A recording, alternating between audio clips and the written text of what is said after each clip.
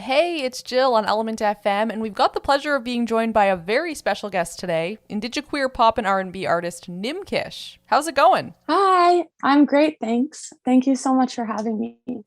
So this is a really exciting time for you. You've got a new single out, YSB, a new album on the way. I'd love to hear more about YSB. Sure. So YSB is a very special track for me and Ascension, who is the featured artist on this track. Um, I knew that I wanted to work with her for a long time. I had been listening to her music.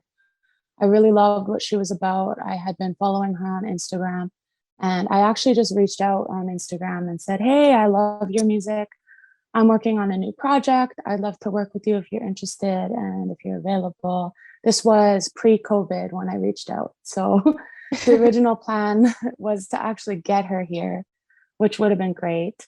But we did not get the chance to do that. She's based out of the States. And once the borders closed down, we were a little bit hopeful that maybe we could still make it work. But then you know how that went. We're still not traveling. And so most of this collaboration was through voice memos on Instagram, through text messages, through emails. And it was just not the way I would have liked to do it, but we still made something really beautiful out of it. Yeah, it's an amazing track, and like you would never know that you were in different places. It feels like it was very authentic in the moment, but it's so cool that you were able to collaborate in so many different ways and so many different venues to get the track to what it is. Now, when it comes to Mhm. the content of YSB, what is the track about to you? So for the both of us, I so when we started to write or actually get to the collaboration part, um, I would really prefer to get in a room with a writer and get to know them, even go for lunch, like find out a little bit about their personal life first, what's going on in their lives, so that we can be on the same wavelength when we get into the room to start writing the actual song. But since we didn't get to do that, I was thinking about things that we could definitely speak to and relate to without knowing much about each other and without never having met in person.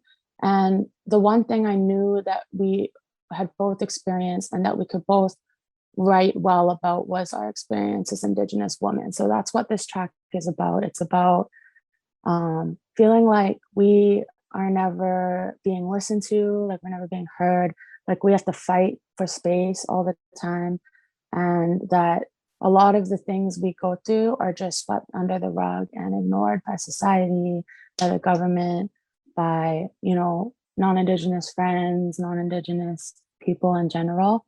So that was something that I think a lot of people felt this year very heavily.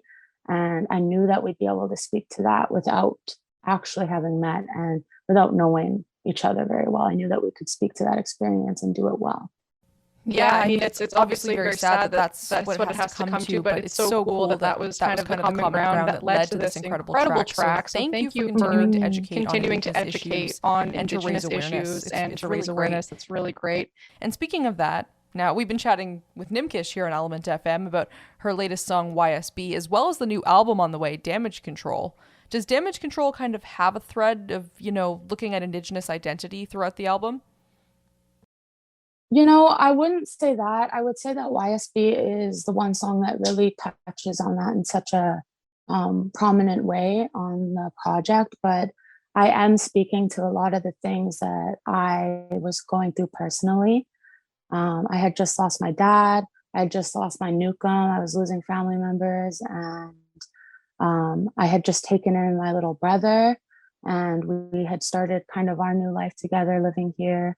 Um, and yeah, it was just a really heavy year already for me. And then the pandemic happened. And I think the whole world was really feeling this type of unease and heaviness and isolation. So I would say that the album is more about that. It's called Damage Control because it's about all the ways that I chose to cope with grief and to cope with isolation and how people choose to cope when they're experiencing any type of loss or any type of sadness. I think that each song kind of touches on a different coping mechanism, and it kind of takes you through my healing process with that and my grieving process.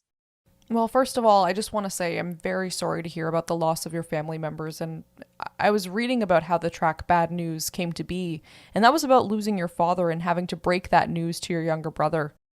How did that track come about? Did you sit down right away? You were like, I'm going to write this right now, or?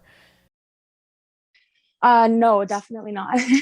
I knew I wanted to write about that experience. I just, I'm very, very close with my little brother, and we've always been, I've always been kind of a guiding light in his life and one of those parental figures, even though I'm just his older sister. And when we found out that my dad was sick and that he was really, really sick, no one wanted to tell my brother. Like, they didn't want to be the one to break that news to him. So it fell on me.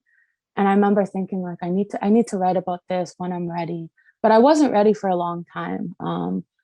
I want to say it was 7 months after the fact, after we lost him, I was ready to write about it.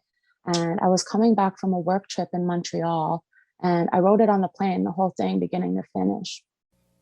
Wow, I mean, yeah, again, that's very heavy. And, I totally empathize with that experience. I actually lost my dad in 2014 as well. And just reading about sort of how your dad was a huge musical kind of influence in your life growing up, that was really, it really touched me. Like how you guys would listen to music on road trips and kind of, you'd be like, okay, we're going to listen to pop now. And then he'd come in with this kind of rock music and like the System of a Down to kind of spice things up.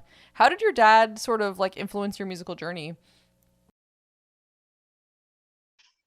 Well, first of all, I'm sorry to hear about your dad as well. It's definitely a tremendous loss and not easy to go through. But yeah, my dad, he raised me as a single father. He was a rock in my life. He was one of my heroes and someone I really looked up to, but he was also very well respected in the Indigenous community and in the publishing community. And he was a trailblazer for a lot of Indigenous literature that's able to hold space right now. So I think it was a big loss for us, but it was a huge loss for everyone when we lost him. Um, but speaking to the music and specifically System of a Down, like System of a Down was one of my first concerts. My dad used to take me to lots of concerts as a kid, and I think actually my first concert was Elvis Costello. Oh, But cool. I'm pretty sure System of a Down was like the second or the third one that he took me to. And I was listening to, Britney Spears, Destiny's Child, Mariah Carey, S Club 7, NSYNC, Backstreet Boys. I was very into pop. Kelly Clarkson, I was super into when I was younger. And that's kind of how our road trips went. He was living in Penticton, my dad, and I was spending a lot of time at my grandparents. My dad was finishing his PhD. So I was going back and forth between Penticton and Vancouver a lot. And those 5-hour road trips are memories that I'll cherish forever, just because, like you said, we were always listening to music. And it was just a really funny curation of tracks that we were listening to, because we were going back and forth between my pop R&B tracks and his playlist of like the Beatles and Talking Heads and Bowie, System of a Down, Elvis Costello, just really different music. And it made my taste in music very vast and very, I don't know, I like anything really that I hear. And I think that has a lot to do with it. I don't really stick to the genre that I listen to. I like a lot of different types of music, and I think that he's definitely the reason for that. We've been chatting here with Nimkish on ELMNT FM and just chatting about some of the early influence of music. And I'm wondering if those artists kind of play into how you write your own tunes. Hmm. Well, I wasn't always. I've not. I haven't been making music my whole life. Um, I used to play hockey really competitively, and I was kind of really into sports. I didn't find music till after high school, but I take musical inspiration from a lot of things. I would say that I definitely have taken inspiration from the music my dad used to play. And even when I did get into music, we would do wine and vinyl nights and listen. We'd kind of go back and forth and just share the new music that we've been hearing. And it definitely influenced the way I write songs, but I take a lot of my inspiration for songwriting and song structure from my own music and from listening to pop. And I always knew I wanted to make pop music. So that's what I'm doing. And I take a lot of my inspiration from real life experiences, as you can probably tell from what this album is about and what my first album was about. It's all about things that I've been through or things that I've experienced. Like I take inspiration from the TV shows I watch, the movies I watch, the books that I read, the art that I consume, the poetry I read, the songs I consume, my real life and my dreams a lot. There's a few songs on this album that were written about a wild dream that I had one night. So, And was most of the album created during the pandemic? Because I don't know about you, but since the pandemic hit, my dreams have been like on another level. yeah, I wouldn't say it was all written during the pandemic because, like, for example, Bad News, Famous, Thrill of It, those were all before the pandemic. But a lot of it was written and all of it was recorded during 2020. But there are some songs that we were writing at the end of, as we were wrapping up Heartbreak on the Coast, which is my last project. And I live with my writing partner. He's one of my best friends. His name is Mac Ramsey. And when we wrote Famous, we were rehearsing for the Heartbreak on the Coast release party. And we got distracted and started writing a song. And that song was Famous, actually. And we were like, it's too late, obviously. The album's almost coming out. So we don't have time, but it'll probably be on the next project. The hook for Thrill of It was actually written when we were trying to write the bridge for a song on my last project called Twice. And we were like, this is way too good to be a bridge. It's a hook. We'll save it. We'll table it for now. We'll come back to it and we'll put it on the next album. So it wasn't all written during the pandemic, but we recorded it all during the pandemic. And there are a lot of songs that I wrote during the pandemic. Cool, yeah. So we've been chatting here with Nimkish on ELMNT FM, and it sounds like collaboration seems to be a really important thing for you. Of course, we've got Ascension on YSB, we see Biawana on Fades. I'm very excited to hear that track. And of course, Mac Ramsey is your writing partner who appeared on Heartbreak on the Coast as well. And you said he's going to be on Damage Control. I'm wondering... Sorry. Oh, no, go ahead. He's not on Damage Control, but we wrote a lot of the songs together. Oh, okay. Sorry about that. But yeah, I was just wondering, like, based on all the collaborations that you've done, if you could collaborate with any artist ever, who would you choose? Oh, probably Kehlani. That's awesome. Kehlani is definitely one of my favorite artists. I take a lot of inspiration from her and her music.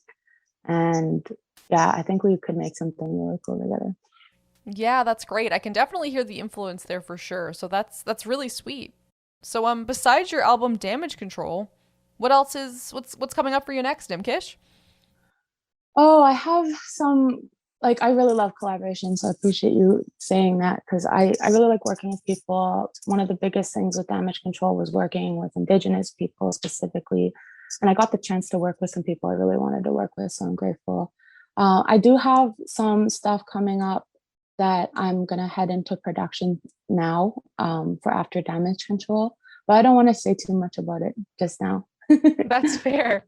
So when can we expect Damage Control to drop? It will definitely be out by the end of the year. We don't have a set date yet. I think we're working that final release date out. I've pushed it back quite a few times, actually. I had Matt from Red Music Rising recently reach out to join my team. So when that happened, we really took a step back from my original release plan and started to curate a new one for me so that we could really do it right, which I'm really grateful for. Yeah, and speaking of Red Music Rising, we're going to be premiering YSB right here on ELMNT very, very soon. So that's going to be awesome. And thank you to Miigwech for joining us, Nimkish. We really appreciate your time today. Thank you, Gayla Kasla.